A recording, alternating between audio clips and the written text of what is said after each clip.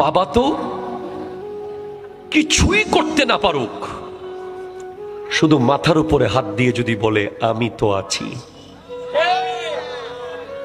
That's enough. এই পৃথিবীতে বাবা থাকা জরুরি কেন জানেন?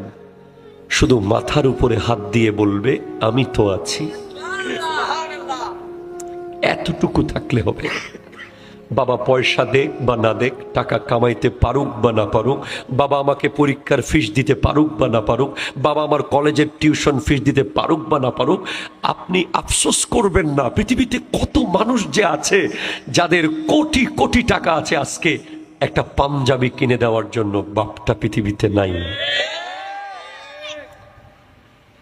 আপনার বাপটা যদি জীবিত থাকে, মনে রাখবেন মায়ের হাতের ছোঁয়া লাগা রান্না যেমন 5 স্টার হোটেলের চেয়েও মজা, বাবার হাতের ছোঁয়া লাগা মাথার উপরে যেই দোয়ার হাত, এটা পৃথিবীর সমস্ত হাত এক জায়গায় করলেও বাবার হাত হবে না।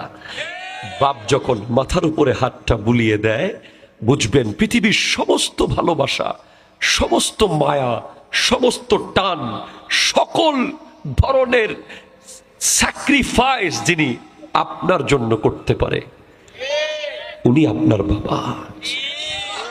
তবে বাবা কিন্তু দেখাতে পারে না। বাবা তো তিনি যিনি প্রতিদিন বলে আর যাব না চাকরিতে, আর যাব না, আর পারি না, আর পারবো না, আর পারবো না, আর পারবো না। আবার ফজরের নামাজের পরে ওই বেচারা উঠে দৌড়ে দৌড়ে চলে যায়। আমি না গেলে আমার বাচ্চা কি খাবে, আমি না গেলে আমার মেয়ের বিয়ে কিভাবে হবে, আমি না গেলে আমার ছেলের পরীক্ষার ফিস কিভাবে দেব। বাবা তো ওই ব্যক্তি যিনি কোনোদিন নতুন জুতা কিনতে পারে না, টাকা আছে পকেটে কিন্তু কিনতে পারে না, কারণ কিনতে গেলেই বাচ্চার কথা মনে পড়ে যায়।